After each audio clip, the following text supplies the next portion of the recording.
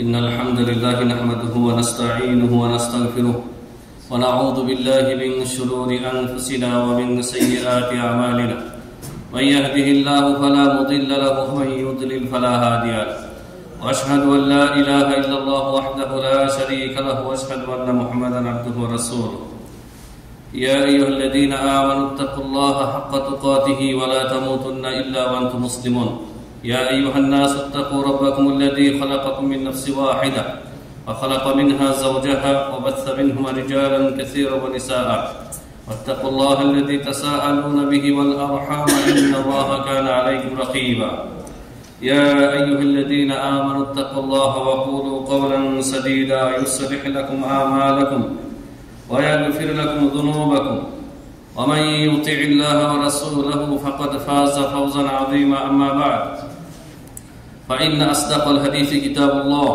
وخير الهدي هدي محمد صلى الله عليه وسلم وشر الأمور محدثاتها وكل محدثة بدعة وكل بدعة ضلالة وكل ضلالة في النار فأعوذ بالله من الشيطان الرجيم إن إبراهيم كان أمة قانتا لله حنيفا ولم يكن من المشركين قال الله سبحانه وتعالى إن إبراهيم كان أمة قانتا لله حنيفا ولم يكن من المشركين وعن عكاشة بن محصن رضي الله عنه وعن حسين بن عبد الرحمن قال كنت عند سعيد بن جبير فقال أيكم رأى الكوكب الذي انقض البارحة فقلت أنا ثم قلت أما إني لم أكن في صلاة ولكني لدغت قال فما صنعت قلت ارتقيت إلى آخر الحديث الحمد لله যাবতীয় হামদ সানাসি আল্লাহ সুবহানাহু ওয়া তাআলার জন্য যে আল্লাহ রাব্বুল আলামিন আমাদেরকে তাওহীদের অনুসারী করেছেন আল্লাহ সুবহানাহু ওয়া তাআলা একত্বের পরিচয় আমাদেরকে জানার বোঝার তৌফিক দান করেছেন সে আল্লাহ সুবহানাহু ওয়া তাআলার শুকরিয়া আদায় করছি আলহামদুলিল্লাহ শত সহস্র কোটি সালাত ও সালাম বর্ষিত হোক নবী মুহাম্মদ রাসূলুল্লাহ সাল্লাল্লাহু আলাইহি ওয়াসাল্লামের উপর আল্লাহুম্মা সাল্লি আলাইহি আল্লাহুম্মা বারিক আলাইহি সম্মানিত মুসলিম একরাম আজকে আমাদের আলোচনা হবে মান হাক্কাকা তাওহীদ দাখালাল জান্নাতা বিগাইরি হিসাব ওয়ালা আযাব এই বিষয় নিয়ে কিতাবুত তাওহীদে এই বিষয়টি একটি শিরোনাম তৃতীয় অধ্যায়ে রয়েছে যার অর্থ হচ্ছে যে ব্যক্তি তাওহীদ আল্লাহর তাওহীদকে যে ব্যক্তি বাস্তবায়ন করবে প্র্যাকটিক্যাল জীবনে যে ব্যক্তি বাস্তবায়ন করবে সেই ব্যক্তি বিনা আযাবে বিনা হিসাবে জান্নাতে যাবে সুবহানাল্লাহ কথাটা কি খেয়াল করেছেন দাখালাল জান্নাতা বিগাইরি হিসাব ওয়ালা আযাব কোনো আযাবও হবে না কোনো হিসাবও হবে না মারাত্মক কথা তাহলে মুসলিমদের মধ্যে নবী সাল্লাল্লাহু আলাইহি ওয়াসাল্লামের অনুসারীদের মধ্যে এমন এক দল হবে যাদের হিসাবও হবে না আযাবও হবে না আর এই দরজা কি খোলা আছে না বন্ধ হয়ে গেছে এটা একটা প্রশ্ন সামনে হাদিস আসবে আলোচনায় যে হাদিসে ৭০,০০০ লোকের উল্লেখ রয়েছে ৭০,০০০ এদের সংখ্যা ৭০,০০০ এরা বিনা আযাবে বিনা হিসাবে জান্নাতে যাবে আর জান্নাত কি জিনিস আপনি কল্পনা করতে থাকুন কল্পনা করে শেষ করতে পারবেন না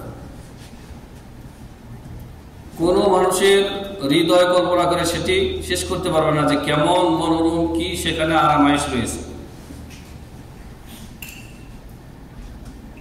জান্নাতুল নিয়ামত সম্পর্কে হাদিসে কুদসিতে আল্লাহ তাআলা বলেন আ'দাতু লি'ইবাদিয়াস সালিহিনা মা লা আইনুন রাআত আমি আল্লাহ তাআলা বলেন আমি আমার নেককার বান্দাদের জন্য এমন জিনিস প্রস্তুত করে রেখেছি জান্নাতে মা লা আইনুন রাআত কোন চোখ দেখেনি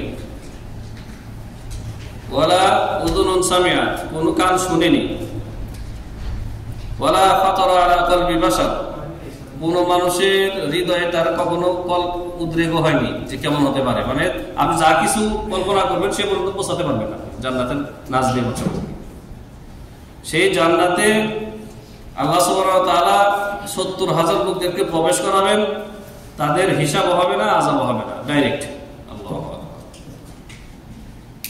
আসুন আমরা আয়াত দিয়ে শুরু করি। শুরুতেই যে আমরা আয়াতে কারিমা তেলাওয়াত করেছি সেই আয়াত নিয়ে এবং সেই আয়াতের পরেই হাদিসটি আমরা উল্লেখ করব, তারপর ইতিটা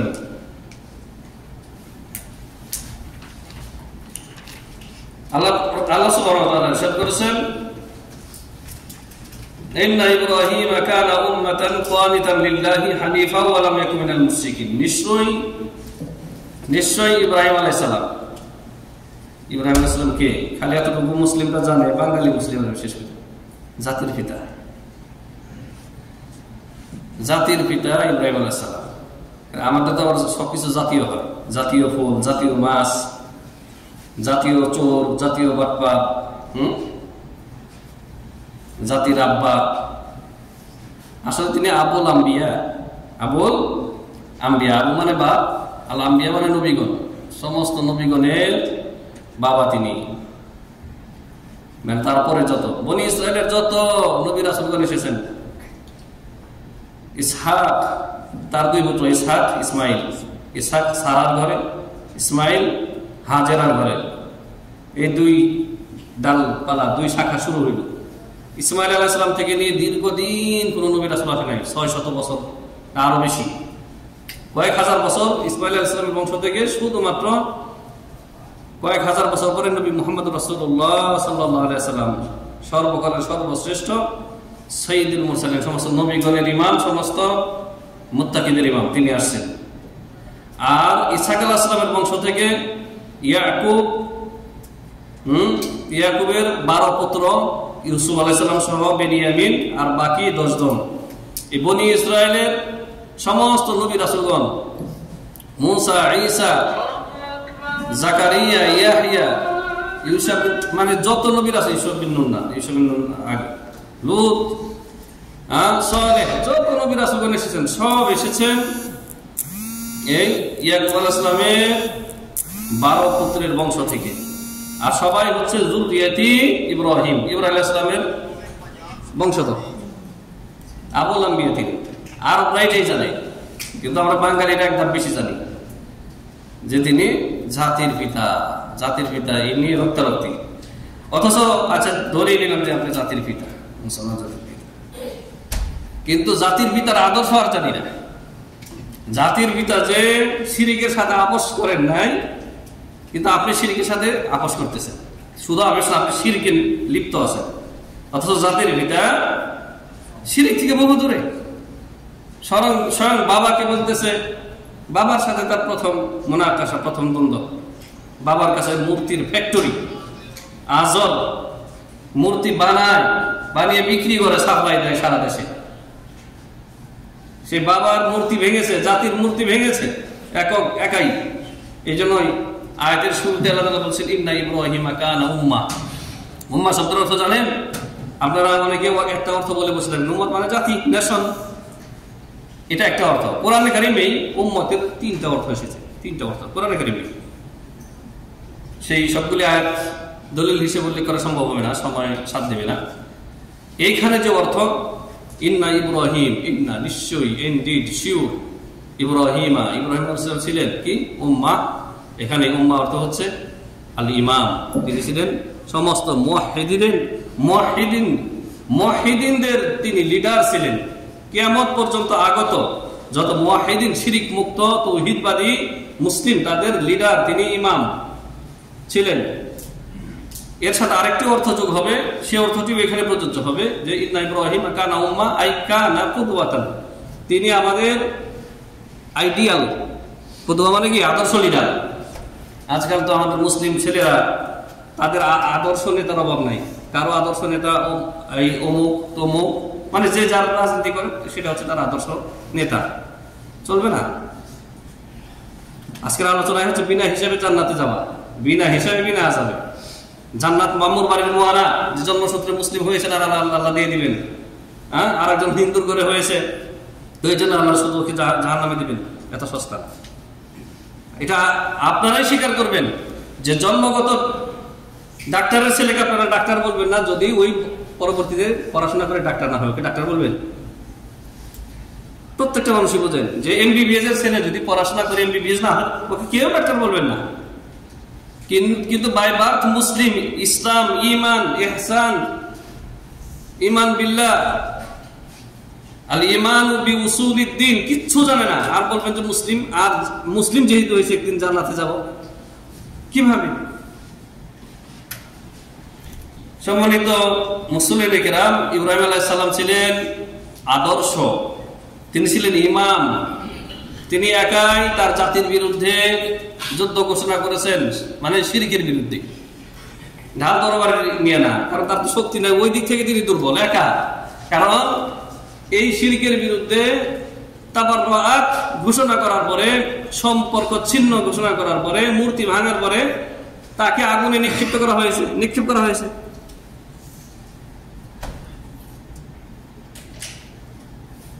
কানিতান লিল্লাহ, এখানে ইব্রাহিম আলাইহিস সালামের 4টি গুণ, 4টি সিফাত বর্ণনা করা হয়েছে। আয়াত শুধু পড়ে তরজমা করে গেলে হবে না, বুঝতে হবে।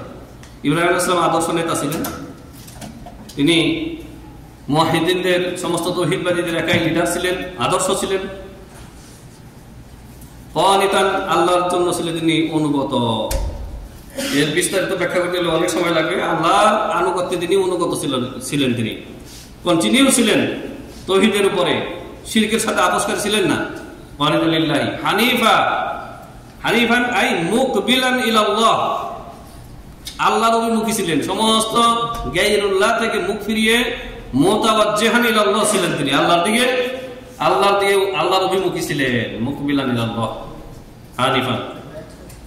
ওয়ালাম ইয়াকুম মিনাল মুশরিকিন, আর ইব্রাহিম আলাইহিস সালাম মুশরিকদের অন্তর্ভুক্ত ছিলেন না, তিনি মূর্তি পূজারী ছিলেন না, তিনি ইহুদি ছিলেন না, তিনি তৃতীয়বাদী ছিলেন না, তিনি দ্বিতীয়বাদী ছিলেন না, তিনি ছিলেন মুওয়াহিদ এবং মুওয়াহিদের নেতা তিনি ইব্রাহিম আলাইহিস সালাম।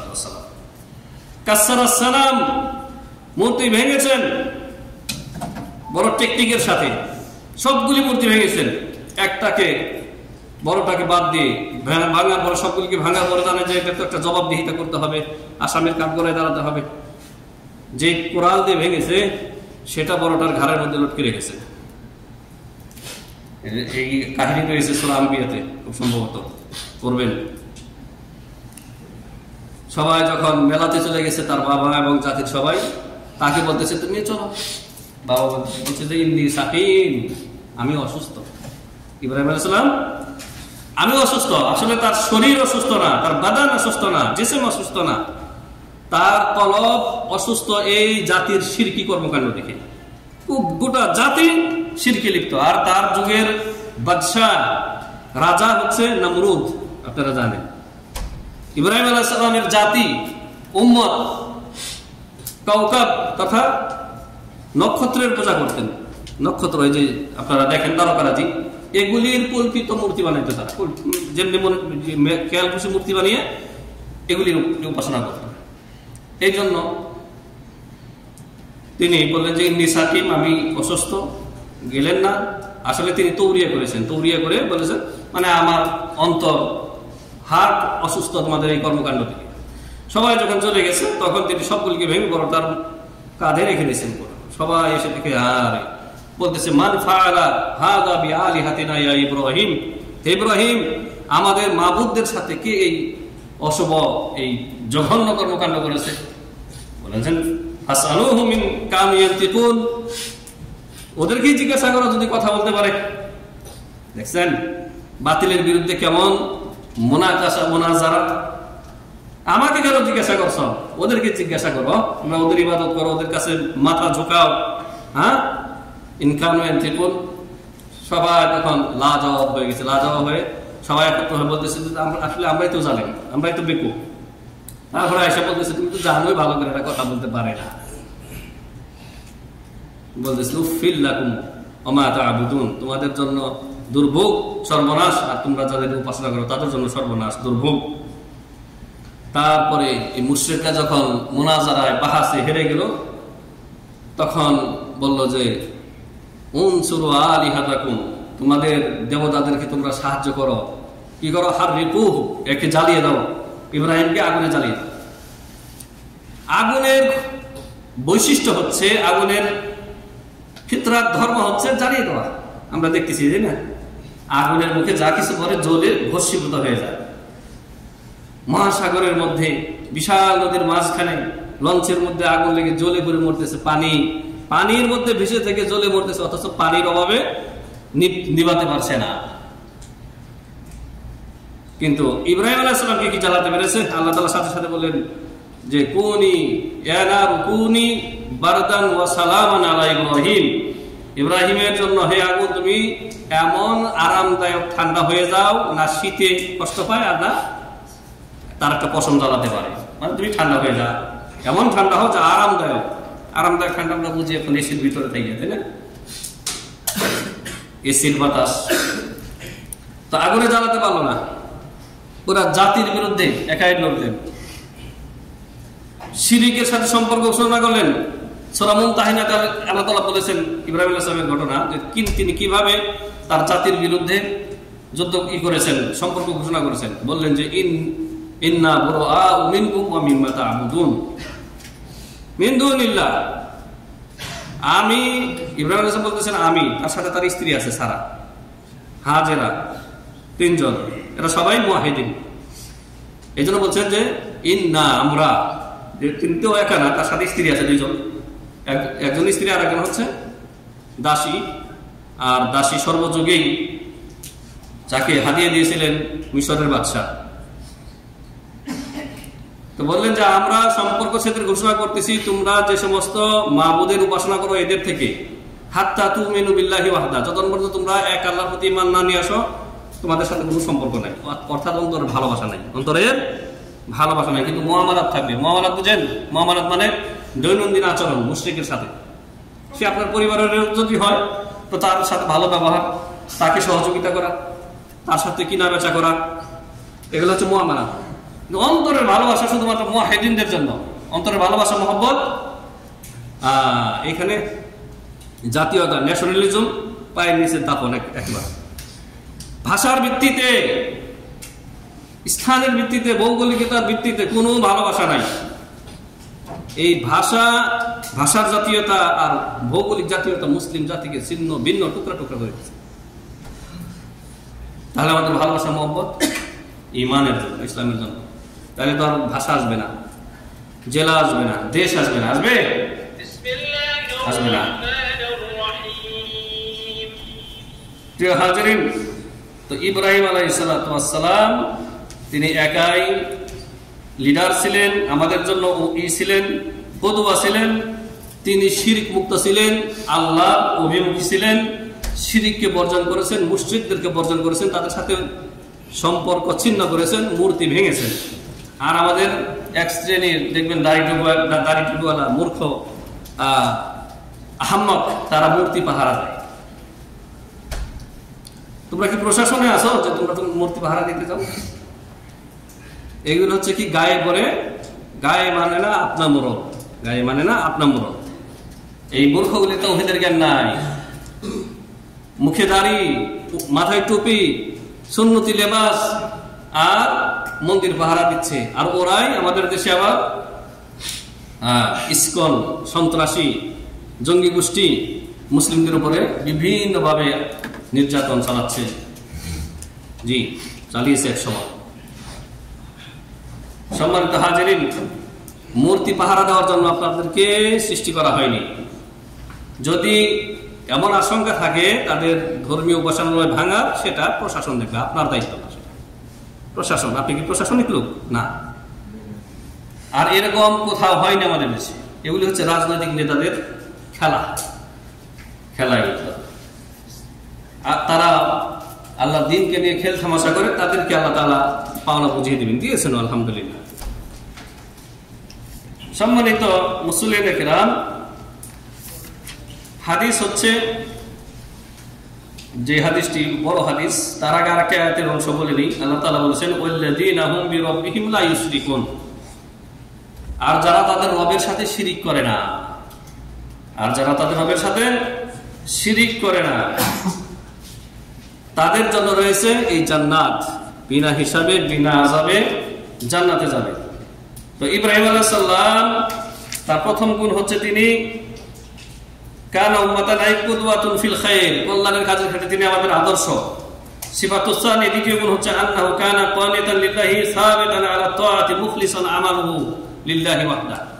তিনি তার আল্লাহর আনুগত্যে তৌহিদ বাস্তবায়নে তিনি অটল অবিচল, বালা মুসিবতে তিনি দমে যাননি, আগুনে জ্বালিয়ে দিক পুড়িয়ে দিক তিনি মাথা নত করেননি। তার 3 নম্বর গুণ হচ্ছে আন্নাহু কানা হানিফান আই মুকবিলান আলাল্লাহি মুরিদান আম্মা সিওয়া। তিনি শিরক থেকে মুখ ফিরিয়ে এক আল্লাহর অভিমুখী ছিলেন। শিরকের সাথে আপোষ করে গণতন্ত্রের মাধ্যমে ধোঁকাবাজি করে ইসলাম কায়েম করা যায় না।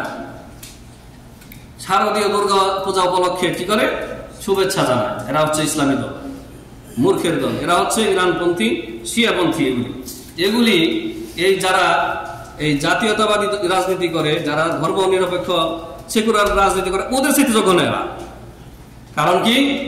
কারণ ওদেরকে কেউ আপনারা ধর্মীয় নেতা মানবেন না। যারা বলতেছে যে আমরা জাতীয়তাবাদী, আমরা সেকুলারিজমে বিশ্বাসী, ধর্ম নিরপেক্ষবাদে বিশ্বাসী, ওদেরকে আপনারা ওদের কাছ থেকে কখনোই ধর্ম নেবেন না। আপনারা বুঝেন যে ওরা দুনিয়ার জন্য, পেটের জন্য এগুলি করতেছে।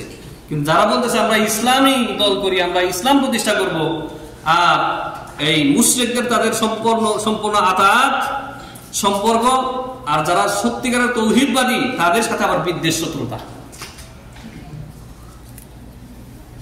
ইব্রাহিম আলাইহিস সালামের 4র্থ গুণ আন্নাহু লাম ইয়াকুন মিনাল মুশরিকিন, তিনি মুশরিকদের অন্তর্ভুক্ত ছিলেন না। আই বারিউম মিনহুম ওয়া মিন দীনিহিম। ইব্রাহিম আলাইহিস সালাম মুশরিকদের সাথে, মুশরিকদের যে ধর্ম ছিল তার সাথে তিনি সম্পর্ক ছিন্নকারী ছিলেন।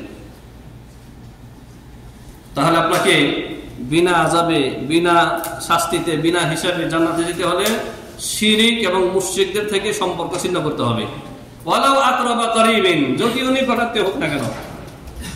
কারণ ইব্রাহিম আলাইহিস সালামের বাবা, জন্মদাতা বাবা আযার, তিনি তার সাথে সম্পর্ক ছিন্ন করতেছেন, তবে তাকে দাওয়াত দিয়েছেন, দাওয়াত অব্যাহত রেখেছেন। সূরা মারিয়ামে তার আলোচনা রয়েছে। তিনি বলতেছেন কত সুন্দর করে, ইয়া আবাতি, ইয়া আবাতি, হে আমার বাবা, আমার শ্রদ্ধেয় বাবা, আপনি আমার অনুসরণ করুন। আমার কাছে যে জ্ঞান আল্লাহর পক্ষ থেকে এসেছে সেই জ্ঞান আপনার কাছে আসেনি। আর আপনি শয়তানের উপাসনা আরাধনা করিয়েন না, মূর্তির উপাসনা করিয়েন না, আপনি জাহান্নামে যাবেন, আপনি ধ্বংস হয়ে যাবেন।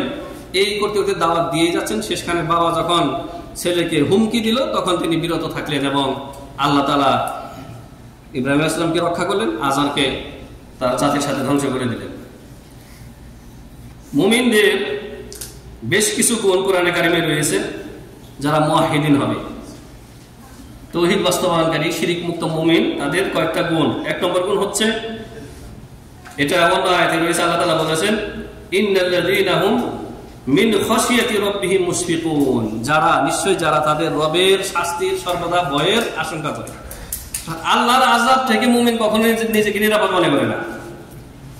আপনি ভাবিয়েন না যে আল্লাহ তাআলা আপনাকে আযাব দেবেন না, কারণ প্রত্যেকেই আমরা পাপী, ইচ্ছায় অনিচ্ছায়, জেনে না জেনে পাপ করতেই আছি, জেনেও করছি না জেনেও করছি।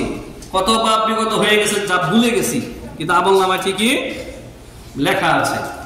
তাহলে মুমিনদের 1 নম্বর গুণ হবে যারা আল্লাহর প্রিয় ভাজন হবে আর নিরাপদে জান্নাতে যাবে, যে তারা মুশফিকুন মিন আযাবি রাব্বিহিম মুশফিকুন, আল্লাহর আযাবে সদা ভীত সন্ত্রস্ত। 2 নম্বর গুণ হচ্ছে ওয়াল্লাযীনা হুম বিআয়াতি রাব্বিহিম ইউমিনুন, আল্লাহর আয়াতের প্রতি যথাযথভাবে ঈমানদার। সেটা কি? কোরআন এবং হাদিসে যা কিছু আছে, কোরআনে তো সবগুলি আলহামদুলিল্লাহ, এখানে তো আর কোনো সন্দেহের অবকাশ নেই। আর হাদিসের মধ্যে যেগুলি সহিহ প্রমাণিত, সহিহ সূত্রে আমাদের কাছে এসেছে, সব আপনি নির্দ্বিধায় মেনে নেবেন। আপনার মনের মুখালাফাত হয়ে গেলে আপনি সেটা বলবেন যে না, এটা আমার যুক্তির সাথে মিলছে না, এটা মানতে পারছি না, তো ঈমানদার হতে পারবেন না। তাসলিম করতে হবে, সম্পূর্ণ আত্মসমর্পণ করতে হবে আল্লাহর নাযিলকৃত শরীয়তের সামনে। 3 নম্বর গুণ হচ্ছে মুমিনদের ওয়াল্লাযীনা হুম বিরাব্বিহিম লা ইউশরিকুন, যারা তাদের রবের সাথে শিরিক করে না, না মূর্তিকে, না গাছকে, না পাথরকে, না বাবাকে, না কাজাকে, না গৌসুল আজমকে, না নবী রাসূলগণকে। আল্লাহর ইবাদতে ওয়ালা ইউশরিক বিইবাদাতি রাব্বিহি আহাদা, যারা তাদের রবের ইবাদতে কাউকে শরীক করে না, রুবুবিয়তের ক্ষেত্রেও না, রব মানার ক্ষেত্রেও না, উলুহিয়াতের ক্ষেত্রেও না, আসমা ও সিফাতের ক্ষেত্রেও না, আল্লাহর সাথে কোনো শরীক করে না। 4 নম্বর গুণ হচ্ছে এই মুমিনদের ওয়াল্লাযীনা ইউতুনা মা আতাউ ওয়া কুলুবুহুম ওয়াজিলা আন্নাহুম ইলা রাব্বিহিম রাজিউন, যারা তাদের আল্লাহর পক্ষ থেকে যে মাল সম্পদ দেওয়া হয়েছে তা থেকে ব্যয় করে, খরচ করে, যেখানে যা দরকার খরচ করে। এর প্রথম আসবে ফরজ যাকাত। ফরজ যাকাত যেটা ইসলামের খুঁটি, পিলার।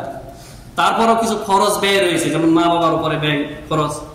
বহু আমাদের দেশের সন্তানরা রয়েছে ভাই, যেগুলি আপনার সোশ্যাল মিডিয়া দেখতে পাচ্ছেন, মুসলিম অধ্যুষিত দেশে বৃদ্ধাশ্রম কেন থাকবে? হ্যাঁ, বৃদ্ধাশ্রম এটা তো কাফের দেশে থাকবে। অনেকে ভালো কাজ মনে করে বৃদ্ধাশ্রম বানাচ্ছে। না, বৃদ্ধাশ্রম বানাবেন না। আপনার টাকা থাকলে এই টাকা দিয়ে আপনি সমাজের এগুলি বন্ধ করবেন। যে ছেলে মেয়েদের, যে সমস্ত ছেলেরা, মেয়েরা তো বিয়ে হয়ে আরেক ঘরে চলে যায়, ছেলেদের উপরে আপনি তাদেরকে কিভাবে বল প্রয়োগ করে হোক আর যেভাবে হোক তাদেরকে বাধ্য করা যায় বাপ মায়ের ভরণ পোষণ করা, এই কঠোর পদক্ষেপ নিতে হবে। বৃদ্ধাশ্রম, ছেলেকে জীবনের সর্বস্ব খরচ করে বিদেশে পড়ালেখা করে, হ্যাঁ, উকিল মেয়েকে বিয়ে করে নিয়ে এসেছে, মানে মেয়ের পেশা হচ্ছে উকিল, উকালতি পাস করেছে। এবার ছেলের বউ এবং ছেলে মিলে তাকে বৃদ্ধাশ্রমে রেখে এসেছে। এরকম শত শত ঘটনা, শত শত ঘটনা প্রিয় হাজিরিন। তাহলে পিতামাতার উপরে খরচ করা ফরজ। অনুরূপ ভাবে আপনার সন্তান আদি যেগুলি নাবালক, এদের উপরে খরচ করা ফরজ আপনার উপরে। এদেরকে বোঝা মনে করবেন না, বা আপনি জন্মে ছেড়ে দিয়েছেন আর ওর মামারা আছে, ওর অমুকরা আছে, তোমার চলবে না। এগুলি ফরজ ব্যয়। স্ত্রী কিন্তু ব্যয় করার পরে তারা ভীত সন্ত্রস্ত থাকে, তারা ভীত সন্ত্রস্ত থাকে, আন্নাহুম ইলা রাব্বিহিম ইয়ারজিউন, আল্লাহর কাছে ফিরে যেতে হবে, এই মর্মে তারা ভীত সন্ত্রস্ত থাকে।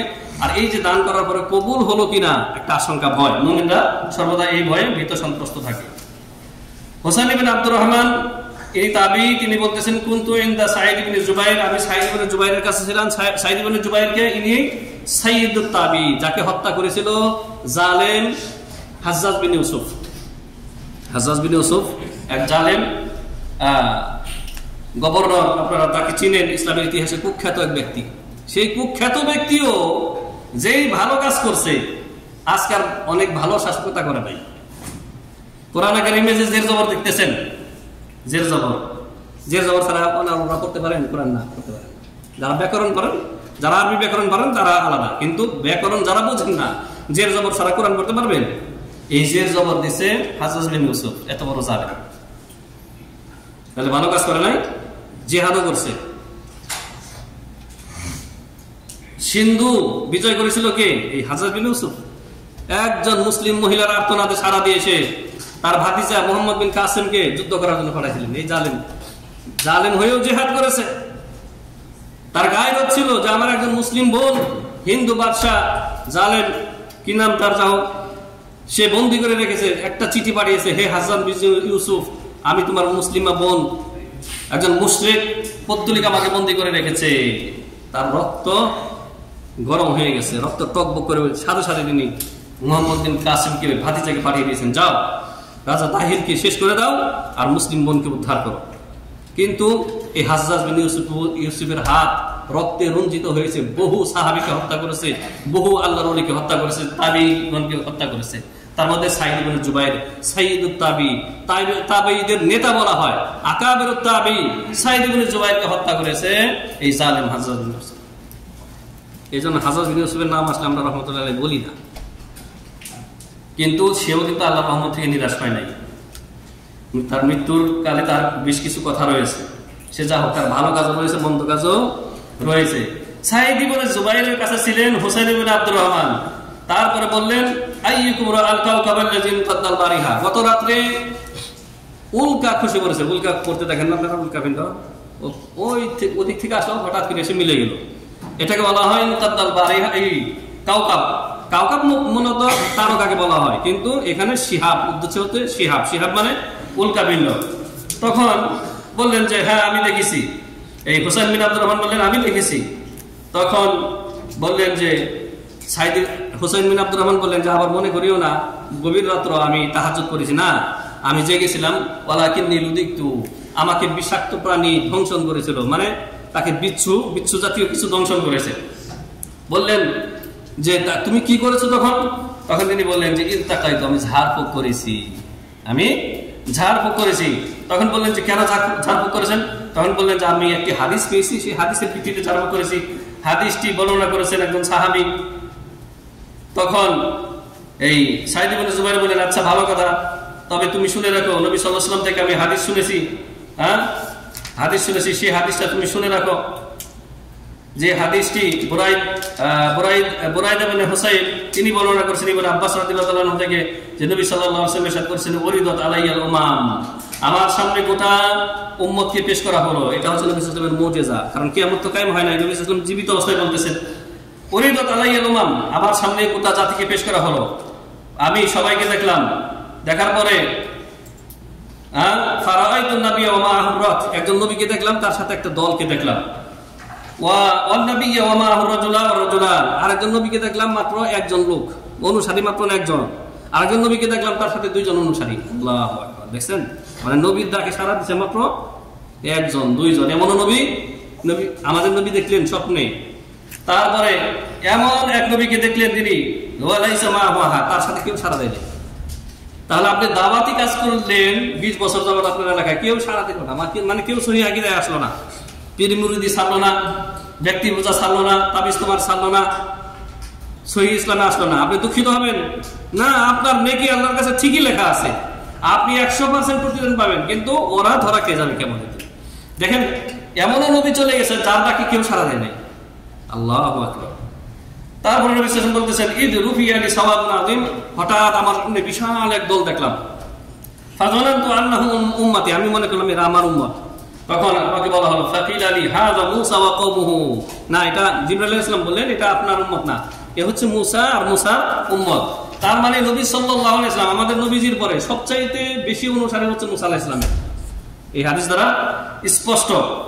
ফানাযারতু ফাইদা সাওয়াদুন আযীম, নবী সাল্লাল্লাহু আলাইহি ওয়াসাল্লাম বলেন যে আমি তারপরে আবার তাকালাম, সামনে দেখলাম বিশাল, ওর চাইতে বড় দল, সাওয়াদুন আযীম। ফাকিল আলী, জিবরাইল আলাইহিস সালাম বললেন, হাযা উম্মাতুক, হাযিহি উম্মাতুক, এই হচ্ছে তোমার উম্মত।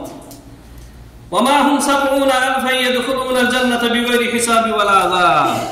জিবরাইল আলাইহিস সালাম বললেন যে এই বিশাল দলের সাথে ৭০,০০০ এমন একটা দল রয়েছে যারা জান্নাতে প্রবেশ করবে বিগয়রি হিসাব, কোনো হিসাব নাই, ওয়ালা আযাব, কোনো আযাব নাই।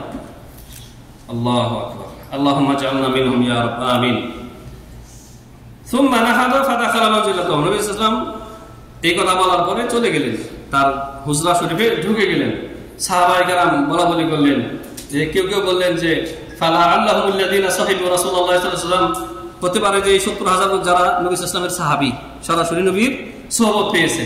ওয়াকালা বা'দুহুম ফালা আল্লাহুল্লাযিনা উলিদু ফিল ইসলামি ওয়া লাম ইউশরিকু বিল্লাহি শাইআ, আবার কেউ কেউ বললেন যে না, এরা হয়তো এমন মুসলিম যারা শিরিক করে নাই, কখনো মুসলিম হয়ে জন্মগ্রহণ করেছে আর শিরিক করে নাই, তাওহীদের উপরে ছিল।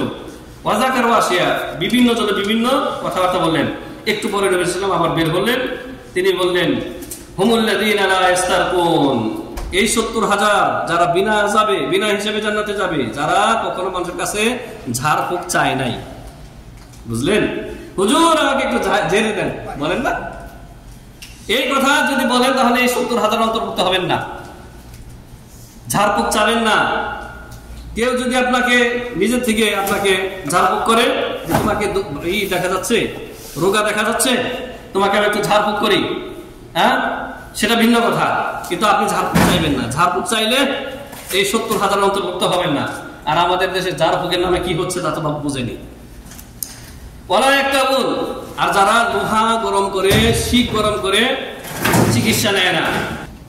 ওয়ালা ইয়াক্তাবুন, আরবদের মধ্যে, সুদানিদের মধ্যে দেখবেন বিভিন্ন জায়গায় দাগ আছে, লোহা গরম করে সেক দেয়, এটাও চিকিৎসা, কিন্তু এটা তাওহীদের খেলাফ। এটা করলে এই ৭০,০০০ অন্তর্ভুক্ত হওয়া যাবে না। ওয়ালা ইয়াতাতায়্যারুন, আর কুলক্ষণ নেয় না, অশুভ কুলক্ষণ আছে না, বলে যে আরে বের হতেই দেখি চামারের সামনে পড়েছি বা অমুকের সামনে পড়েছি, আমার দিনটা আজকে অশুভ।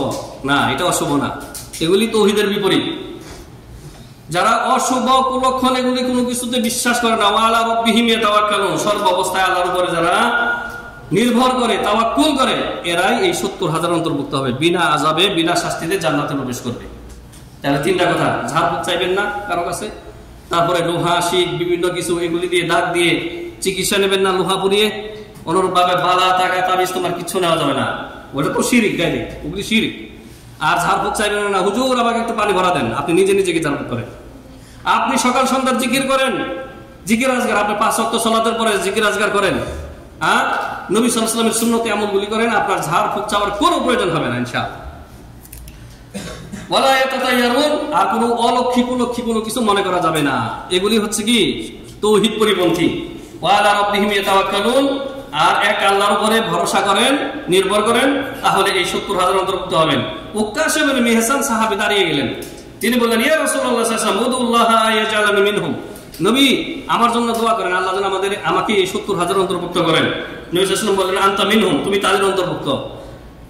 সুম্মা ক্বালা রাজুলুন আখার, তারপরে সিরিয়াল লেগে গেল সাহাবীদের মধ্যে, আরেক ব্যক্তি দাঁড়িয়ে বললেন, উদুল্লাহ আইয়াজালানি মিনহুম, আপনি নবী আমার জন্য দোয়া করেন, আল্লাহ যেন আমাকে ওই 70,000 অন্তর্ভুক্ত করেন। ক্বাল সাবাকাকা বিহা উক্কাশা, তোমাকে উক্কাশা ছাড়িয়ে গেছে, মানে এই সময় আর এই দোয়া কবুল হবে না। মানে নবীজি সাল্লাল্লাহু আলাইহি সাল্লাম 70,000-এর রাস্তা খোলা রাখলেন, কিয়ামত পর্যন্ত আগত যারা আসবে মুমিন মুওয়াহহিদ তারাও এতে শামিল হতে পারবে।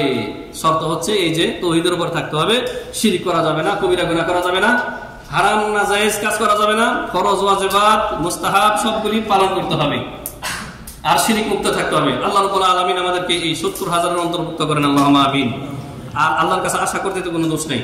বারাকাল্লাহু লানা ওয়া লাকুম ফিল কুরআনিল আযীম ওয়া নাফা'নি ওয়া ইয়্যাকুম বিল আয়াতি ওয়া যিকরিল হাকীম। আকুলু কওলি হাযা আস্তাগফিরুল্লাহাল আযীম ওয়া লাকুম ওয়া লিসাইরিল মুসলিমিন ফাস্তাগফিরুহু ইন্নাহু হুয়াল গফুরুর রহিম। আলহামদুলিল্লাহি ওয়াহদাহু ওয়াস সালাতু ওয়াস সালামু আলা মান লা নাবিয়্যা বা'দা ওয়া আলা আলিহি ওয়া সাহবিহি আজমাইন।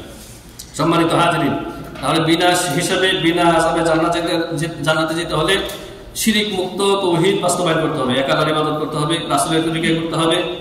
আর এই যে যত টোটকা রয়েছে সমাজে প্রচলিত, দাদি নানি চাচিদের মুখে যেগুলি শুনেছেন, এটা রাত্রে হইলে এটা করা যাবে না, সকাল হইলে বাকি দেওয়া যাবে না, মুসির মুখ দেখলে সকালবেলায় বাইরন যাবে না, যত টোটকা রয়েছে সবগুলিকে ছুঁড়ে ফেলতে হবে। এগুলি হচ্ছে টোটকা, আঞ্চলিক বিভিন্ন আপনাদের রয়েছে, আপনারা জানেন এক এক এলাকায় এক এক রকম টোটকা রয়েছে, এগুলি ছাড়তে হবে। তাহলে এই 70,000-এর আশা করা যাবে ইনশাআল্লাহ। আর ঝাড়ফুঁক চাইতে যাবেন না। এখন তো ঝাড়ফুঁকের নামে বিভিন্ন রমরমা ব্যবসা চলতেছে, মানে অতিরঞ্জন চলতেছে, অতিরঞ্জন। ঝাড়ফুঁক একটা নিঃসন্দেহে শরীয়তসম্মত কাজ, নবী সাল্লাল্লাহু আলাইহি ওয়াসাল্লাম করেছেন, তার 2 নাতি হাসান হোসেনকে তিনি নিজে ঝাড়ফুঁক করেছেন, নিজে নিজের উপরে করেছেন। যখন নবী সাল্লাল্লাহু আলাইহি ওয়াসাল্লাম অসুস্থ ছিলেন, মৃত্যুর আগে মা আয়েশা রাদিয়াল্লাহু তাআলা আনহার হাতের উপরে নবীজি পরে ফুঁক দিয়েছেন, মা আয়েশা রাদিয়াল্লাহু তাআলা আনহার হাত নবী সাল্লাল্লাহু আলাইহি ওয়াসাল্লামের বদন মুবারকে মুছে দিয়েছেন। কিন্তু আপনি ঝাড়ফুঁক চাইবেন না, নিজে নিজেকে রুকিয়া করবেন, নিজে নিজেকে রুকিয়া করবেন। আপনি আল্লাহর কাছে আপনার মুসিবত যে রকম ভাবে আল্লাহর কাছে আহাজারি করবেন, রুনাজারি করবেন, আপনার জন্য আমি সেটা করতে পারবো? কখনো করতে পারবো না। রব্বানা আতিনা ফিদ দুনিয়া হাসানাহ ওয়া ফিল আখিরাতি হাসানাহ ওয়া কিনা আযাবান নার। ইন্না আল্লাহা ওয়া মালাইকাতাহু ইউসাল্লুনা আলান নাবী ইয়া আইয়ুহাল্লাযীনা আমানু সাল্লু আলাইহি ওয়া সাল্লিমু তাসলিমা। আল্লাহুম্মা সাল্লি আলা মুহাম্মাদ ওয়া আলা আলি মুহাম্মাদিন কামা সাল্লাইতা আলা ইব্রাহিম ওয়া আলা আলি ইব্রাহিম ইন্নাকা হামিদুম মাজিদ। আল্লাহুম্মা বারিক আলা মুহাম্মাদ ওয়া আলা আলি মুহাম্মাদিন কামা বারাকতা আলা ইব্রাহিম ওয়া আলা আলি ইব্রাহিম ইন্নাকা হামিদুম মাজিদ।